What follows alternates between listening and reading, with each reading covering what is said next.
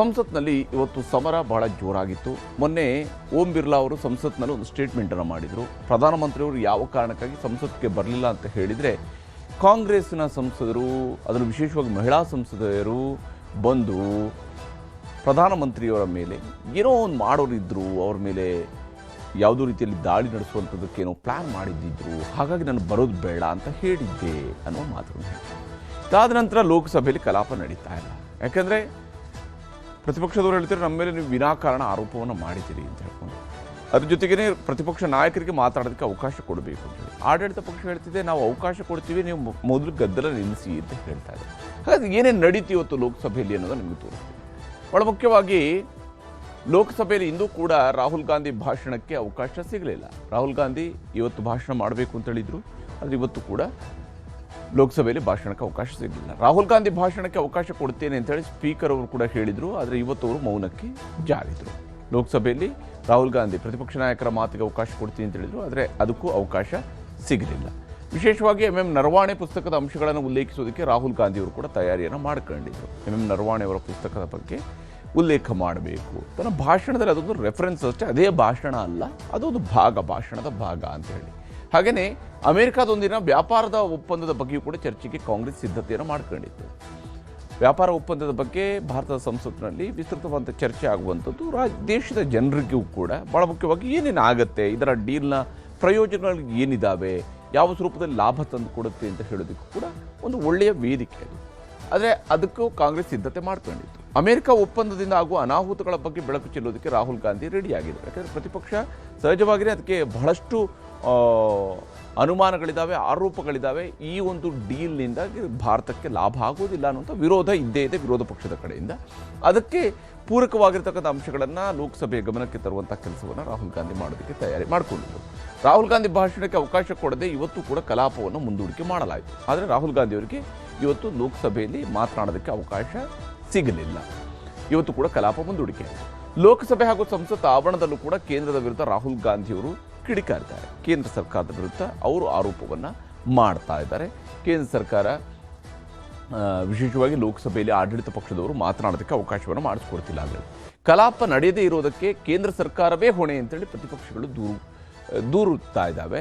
ಅವರು ಹೇಳ್ತಾ ಇರೋದು, ಇದಕ್ಕೆ ಆಡಳಿತ ಪಕ್ಷವೇ ಹೊಣೆ, ಕೇಂದ್ರ ಸರ್ಕಾರವೇ ಹೊಣೆ, ಅವರಿಂದಾಗಿ ಲೋಕಸಭೆಯಲ್ಲಿ ಕಲಾಪ ನಡೀತಾ ಇಲ್ಲ ಅಂತ ಹೇಳ್ತಾ ಇದ್ದಾರೆ. ಕಲಾಪಕ್ಕೆ ಕಾಂಗ್ರೆಸ್ ಸಂಸದರಿಂದಲೇ ಅಡ್ಡಿ ಆಗ್ತಾ ಇದೆ ಅಂತೇಳಿ ಬಿಜೆಪಿಯವರು ತಿರುಗೇಟು ಕೊಡ್ತಾ ಇದ್ದಾರೆ. ಅಂದರೆ ಬಿಜೆಪಿಯವರು ಹೇಳ್ತಾ ಇರೋ ಪ್ರಕಾರ ಕಲಾಪವನ್ನು ನಡೆಯೋದಕ್ಕೆ ಬಿಡದೇ ಇರುವಂಥದ್ದು ಬಿಜೆಪಿಯ ಕಾಂಗ್ರೆಸ್ನ ಸದಸ್ಯರು ಅವರು ಸದನದ ಬಾವಿಯಲ್ಲಿದ್ದಾರೆ, ಗಲಾಟೆ ಮಾಡ್ತಾ ಇದ್ದಾರೆ, ಪ್ರದರ್ಶನ ಮಾಡ್ತಾ ಇದ್ದಾರೆ, ಇದರಿಂದಾಗಿ ಕಲಾಪ ನಡೀತಾ ಇಲ್ಲ ಅಂತೇಳಿ ಬಿಜೆಪಿ ಸದಸ್ಯರುಗಳು ಪ್ರತ್ಯಾರೋಪವನ್ನು ಮಾಡ್ತಾ ಇದ್ದಾರೆ. ಕಲಾಪ ನಡೆಯೋದಕ್ಕೆ ಅವಕಾಶ ಮಾಡಿದರೆ ರಾಹುಲ್ ಮಾತಾಡಬಹುದು ಅನ್ನುವಂಥ ಸ್ಪಷ್ಟನೆಯನ್ನು, ಒಂದು ವೇಳೆ ಅವರು ಕಲಾಪ ನಡೆಯೋದಕ್ಕೆ ಅವಕಾಶ ಕೊಟ್ಟರೆ ರಾಹುಲ್ ಗಾಂಧಿ ಕೂಡ ಮಾತಾಡ್ಬೋದು ಸದನದಲ್ಲಿ ಅಂತೇಳಿ ಕಿರಣ್ ರಿಜಿಜು ಅವರು ಕೂಡ ಸ್ಪಷ್ಟನೆಯನ್ನು ನೀಡಿದ್ದಾರೆ. ರಾಹುಲ್ ಗಾಂಧಿ ಹಾಗೆಯೇ ಕಿರಣ್ ರಿಜಿಜು ಅವರ ಮಾತುಗಳು ಹೇಗಿದ್ದಾವೆ ಅಂತ ತೋರಿಸ್ತೀನಿ. ಭಾಳ ಮುಖ್ಯವಾಗಿ ಅವರಿಬ್ಬರು ಹೇಳ್ತಾ ಇರುವಂತಹ ಮಾತುಗಳನ್ನು ನಾವು ಇಲ್ಲಿ ಗಮನಿಸಬೇಕು. ಯಾವ್ಯಾವ ರೀತಿಯಲ್ಲಿ ಅವರಿಬ್ಬರೂ ಕೂಡ ತಮ್ಮ ನಿಲುವುಗಳನ್ನು ಸದನದ ಹೊರಗಡೆ ವ್ಯಕ್ತಪಡಿಸಿದ್ದಾರೆ ಅಂತ ನಿಮಗೆ ತೋರಿಸ್ತೀನಿ. Government is scared to have a debate.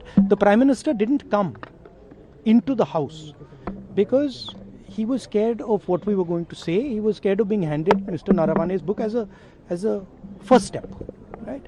And my guess is that the government is worried about having a debate on the budget because the issue of the US deal, the way it was done, what has happened, the impact on our farmers is going to be discussed, and the government doesn't want to do that.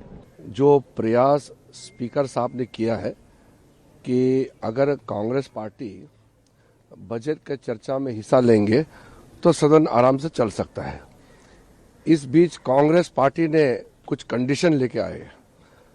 मैं भी speaker साहब के वहाँ में बैठे और कांग्रेस ने कहा कि राहुल गांधी जी को 2 मिनट बोलने के लिए मौका मिलना चाहिए अलग से. तो हमने कहा कि अभी बजट की चर्चा में अलग से मौका क्यों मिलना चाहिए. ಇಲ್ಲಿ ಬಜೆಟ್ನ ಚರ್ಚೆ ನಡೀತಾ ಇರುವಾಗ ಅಥವಾ ರಾಷ್ಟ್ರಪತಿಯವರ ಭಾಷಣದ ಮೇಲಿನ ಚರ್ಚೆಯ ಸಂದರ್ಭದಲ್ಲಿ ಬಹಳಷ್ಟು ವಿಚಾರಗಳು ಬಜೆಟ್ನ ಸಂದರ್ಭದಲ್ಲೂ ಕೂಡ ಅಷ್ಟೇ ಕೇವಲ ಬಜೆಟ್ಗೆ ಮಾತ್ರ ಸೀಮಿತಗೊಳ್ಳೋದಿಲ್ಲ. ಚರ್ಚೆಯ ವಿಚಾರಗಳು ಪ್ರತಿಪಕ್ಷ ನಾಯಕರಿಗೆ ವಿಶೇಷವಾಗಿ ಬೇರೆ ಬೇರೆ ವಿಷಯಗಳನ್ನು ತರುವಂಥ ಅವಕಾಶ ಇದ್ದೇ ಇರುತ್ತೆ. ಹಾಗೆ ರಾಷ್ಟ್ರಪತಿ ಭಾಷಣದ ಮೇಲಿನ ಚರ್ಚೆಯ ಸಂದರ್ಭದಲ್ಲಿ ಕೂಡ ಬೇರೆ ಬೇರೆ ವಿಷಯಗಳನ್ನು ತರೋದಕ್ಕೆ ಅವಕಾಶಗಳು ಇದ್ದೇ ಇರ್ತವೆ. ಸದನದ ನಿಯಮದ ಪ್ರಕಾರವಾಗಿ ಬೇರೆ ಬೇರೆ ವಿಷಯಗಳನ್ನು ಪ್ರಸ್ತಾಪಿಸೋದಕ್ಕೆ ಅವಕಾಶ ಇದ್ದೇ ಇರುತ್ತೆ. ಪ್ರತ್ಯೇಕ ಭಾಷಣ ಮತ್ತು ವಿಷಯದ ಮೇಲಿನ ಭಾಷಣ ಅನ್ನುವಂಥದ್ರ ಬಗ್ಗೆಯೂ ಕೂಡ ಇಲ್ಲಿ ಆರೋಪ ಪ್ರತ್ಯಾರೋಪಗಳು ಬರ್ತಾ ಇದ್ದಾವೆ. ಆದರೆ ಇದರಿಂದ ನಷ್ಟ ಆಗ್ತಾ ಇರುವಂಥದ್ದು ಲೋಕಸಭೆಯ ಕಲಾಪಕ್ಕೆ. ಇನ್ನು ಲೋಕಸಭೆ ಸ್ಪೀಕರ್ ಓಂ ಬಿರ್ಲಾ ವಿರುದ್ಧ ಅವಿಶ್ವಾಸ ನಿರ್ಣಯ ಮಂಡನೆಗೆ ಪ್ರತಿಪಕ್ಷಗಳು ತಯಾರಿಯನ್ನು ಮಾಡ್ಕೊಂಡಿದ್ದಾವೆ. ಯಾಕಂದರೆ ಓಂ ಬಿರ್ಲಾ ಅವರು ಸದನದ ಒಳಗಡೆ ಮಾಡಿರ್ತಕ್ಕಂತಹ ಸ್ಟೇಟ್ಮೆಂಟ್, ಸ್ಪೀಕರ್ ಆಗಿದ್ದುಕೊಂಡು ಸ್ಪೀಕರ್ ಚೇರ್ನಲ್ಲಿ ಕುಳಿತು ಅವರು ಮಾಡಿರುವಂತಹ ಸ್ಟೇಟ್ಮೆಂಟ್, ಸಹಜವಾಗಿಯೇ ಪ್ರತಿಪಕ್ಷಗಳು ಈ ವಿಚಾರದಲ್ಲಿ ಓಂ ಬಿರ್ಲಾ ಅವರ ವಿರುದ್ಧ ಅವಿಶ್ವಾಸ ನಿರ್ಣಯಕ್ಕೆ ಅದನ್ನೇ ಅಸ್ತ್ರ ಮಾಡಿಕೊಂಡಿದ್ದಾರೆ. ಕಾಂಗ್ರೆಸ್ ಸದಸ್ಯರನ್ನು ಅಮಾನತು ಮಾಡಿರುವಂಥದ್ದು ಮತ್ತು ರಾಹುಲ್ ಗಾಂಧಿಯವರ ಭಾಷಣಕ್ಕೆ ಅವಕಾಶ ನೀಡದೇ ಇದ್ದಿದ್ದಕ್ಕಾಗಿ ಅವಿಶ್ವಾಸ ಮಂಡನೆಯನ್ನು ಮಾಡಬೇಕು ಅಂತೇಳಿ. ಈ ಅವಿಶ್ವಾಸ ಮಂಡನೆ ಮಾಡೋದ್ರಿಂದಾಗಿ ಆಗುವಂಥ ಲಾಭ ಏನು ಅಂತ ಹೇಳಿದರೆ, ಅದಕ್ಕೇನಾದರೂ ಅವಕಾಶ ಸಿಕ್ತು ಅಂತ ಹೇಳಿದರೆ ಸಹಜವಾಗಿಯೇ ವಿಸ್ತೃತವಾಗಿ ಚರ್ಚೆ ಮಾಡೋದಕ್ಕೆ ಅವಕಾಶ ಸಿಗುತ್ತೆ. ಅವಿಶ್ವಾಸ ಮೂಲಕವಾಗಿ ಸ್ಪೀಕರ್ ಅವ್ರನ್ನೇನು ಕೆಳಗಿಳಿಸೋದಕ್ಕೆ ಆಗೋದಿಲ್ಲ, ಯಾಕೆಂದರೆ ಬಹುಮತ ಇರುವಂಥದ್ದು ಆಡಳಿತ ಪಕ್ಷ ಕಡೆಗೆ ಇರುತ್ತೆ. ಆದರೆ ಸ್ಪೀಕರ್ ಅವರ ವಿರುದ್ಧ ಅಥವಾ ಸದನದಲ್ಲಿ ಆಡಳಿತ ಪಕ್ಷದವರ ವಿರುದ್ಧ ಭಾಳಷ್ಟು ಮಾತನಾಡೋದಕ್ಕೆ ಅವಕಾಶಗಳು ಸಿಗ್ತವೆ ಸದನದ ಒಳಗೆ. ಈ ಕಾರಣಕ್ಕಾಗಿ ಅವಿಶ್ವಾಸ ನಿರ್ಣಯವನ್ನು ತರುವಂತಹ ಪ್ರಯತ್ನವನ್ನು ಮಾಡ್ತಾ ಇದ್ದಾರೆ. ಕಲಾಪಕ್ಕೆ ಪ್ರಧಾನಿ ಮೋದಿಯವರು ಬರ್ತಾ ಇಲ್ಲ, ಮೋದಿಯವರ ಅಣತಿಯಂತೆ ಸ್ಪೀಕರ್ ಕೆಲಸ ಮಾಡ್ತಾ ಇದ್ದಾರೆ ಅನ್ನುವಂಥ ಆರೋಪವನ್ನು ಕೂಡ ಪ್ರತಿಪಕ್ಷ ಕಾಂಗ್ರೆಸ್ ಮಾಡ್ತಾ ಇದೆ. ಇಲ್ಲಿ ಮೋದಿಯವರು ಸದನಕ್ಕೆ ಬರ್ತಾ ಇಲ್ಲ, ಯಾಕಂದರೆ ಸದನದಲ್ಲಿ ಬಂದು ಲೋಕಸಭೆಯಲ್ಲಿ ಬಂದು ಅವರು ಭಾಷಣವನ್ನು ಮಾಡಿಲ್ಲ, ಅವರು ಉತ್ತರವನ್ನು ಕೊಟ್ಟಿಲ್ಲ. ಭಾಷಣ ಅನ್ನೋದಕ್ಕಿಂತ ಹೆಚ್ಚಾಗಿ ಅವರು ಪ್ರತಿಪಕ್ಷದವರ ಮಾಡಿರ್ತಕ್ಕಂಥ ಆ ಚರ್ಚೆಗೆ ಸಂಬಂಧಪಟ್ಟಂತೆ ಎಲ್ಲರೂ ಏನು ಚರ್ಚೆಯಲ್ಲಿ ಭಾಗಿಯಾಗಿರ್ತಾರೆ, ಅದಕ್ಕೆ ಉತ್ತರವನ್ನು ಆಡಳಿತ ಪಕ್ಷದ ನಾಯಕರಾಗಿ ಅವರು ಕೊಡಬೇಕಾಗುತ್ತೆ. ಕಾಂಗ್ರೆಸ್ ಸಂಸದೆಯರ ಮೇಲೆ ಆಧಾರರಹಿತ ಆರೋಪಗಳನ್ನು ಮಾಡಿರೋ ಬಗ್ಗೆಯೂ ಕೂಡ ಕಾಂಗ್ರೆಸ್ನವರು ಆಕ್ಷೇಪವನ್ನು ಎತ್ತಿದ್ದಾರೆ. ಇದು ಕೂಡ ಅವಿಶ್ವಾಸ ನಿರ್ಣಯವನ್ನು ತರೋದಕ್ಕೆ ಒಂದು ಪಾಯಿಂಟ್ ಆಗಿರುತ್ತೆ. ಕಾಂಗ್ರೆಸ್ ಸಂಸದೆಯರ ಬಗ್ಗೆ ಆಧಾರರಹಿತವಾಗಿರುವಂತಹ ಆರೋಪವನ್ನು ಮಾಡಲಾಗಿದೆ, ಅಂದರೆ ಅವರು ಬಂದು ಪ್ರಧಾನಮಂತ್ರಿಯವರ ಮೇಲೆ ಅಟ್ಯಾಕ್ ಮಾಡೋದಕ್ಕೆ ಪ್ರಯತ್ನ ಮಾಡಬಹುದು ಅನ್ನುವಂಥ ವಿಚಾರಗಳಿದ್ದಾವೆ. ಸಹಜವಾಗಿಯೇ ಸದನದ ಸದಸ್ಯರವರು ಅವರ ಮೇಲೆ ಇರುವಂಥ ಆರೋಪ ಅದು.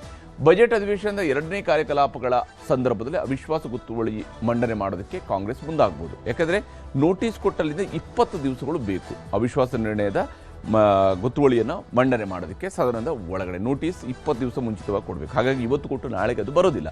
ತಮ್ಮ ವಿರುದ್ಧದ ಆರೋಪಗಳ ಬಗ್ಗೆ ಈಗಾಗಲೇ ಓಂ ಬಿರ್ಲಾಗೆ ಪತ್ರವನ್ನು ಕೈ ಸಂಸದೆಯರು ಬರೆದಿದ್ದಾರೆ. ಅವರು ಕೂಡ ತಮ್ಮ ವಿರೋಧವನ್ನು ವ್ಯಕ್ತಪಡಿಸಿದ್ದಾರೆ. ಕಲಾಪವನ್ನು ನಾಳೆಗೆ ಮುಂದೂಡಿರುವ ಸ್ಪೀಕರ್ ನಾಳೆಯೂ ಕೂಡ ಕಲಾಪ ನಡೆಯುವಂಥದ್ದು ಅನುಮಾನ ಅಂತ ಹೇಳಲಾಗ್ತದೆ. ಯಾಕಂದರೆ ಕಲಾಪ ನಡೆಯೋದಕ್ಕೆ ಅವಕಾಶಗಳು ಸಿಗ್ತಾ ಇಲ್ಲ, ನಾಳೆಗೆ ಮುಂದೂಡಿಕೆ ಆಗಿದೆ ಅಷ್ಟೇ. ರಾಹುಲ್ ಗಾಂಧಿ ಭಾಷಣಕ್ಕೂ ಮುಂಚಿತವಾಗಿ ಪ್ರಧಾನಿ ಮೋದಿಯವರು ಸದನದಲ್ಲಿ ಮಾತನಾಡೋದಕ್ಕೆ ಬಿಡೋದಿಲ್ಲ ಅಂತೇಳಿ ಕಾಂಗ್ರೆಸ್ನವರು ಕೂಡ ಈಗಾಗಲೇ ತಗಾದೆ ಎತ್ತಿದ್ದಾರೆ. ಯಾವುದೇ ಕಾರಣಕ್ಕಾಗಿ ಕೂಡ ಅವರು ಮಾತನಾಡೋದಕ್ಕೆ ಅವಕಾಶ ಕೊಡೋದಿಲ್ಲ. ರಾಜ್ಯಸಭೆಯಲ್ಲಿ ಈಗಾಗಲೇ ಭಾಷಣ ಮಾಡಿರುವ ಕಾರಣಕ್ಕಾಗಿ ಪ್ರಧಾನಿ ಮೋದಿಯವರು ಕೂಡ ನಾಳೆ ಸದನಕ್ಕೆ ಬರುವಂಥದ್ದು ಅನುಮಾನ ಇದೆ, ಲೋಕಸಭೆಗೆ ಬರುವಂಥ ಅನುಮಾನ ಇದೆ. ಹೀಗಾಗಿ ಪ್ರತಿಪಕ್ಷ ಯಾವ ರೀತಿಯಾಗಿ ಈ ವಿಚಾರಗಳನ್ನು ಮುಂದಕ್ಕೆ ತೆಗೆದುಕೊಂಡು ಹೋಗ್ತಾರೆ ಹೋರಾಟವನ್ನು, ಆಡಳಿತ ಪಕ್ಷ ಇದಕ್ಕೆ ಹೇಗೆ ಕೌಂಟರ್ ಮಾಡ್ತಾ ಹೋಗುತ್ತೆ ಅನ್ನೋದನ್ನು ಕೂಡ ನೋಡಬೇಕಾಗಿದೆ.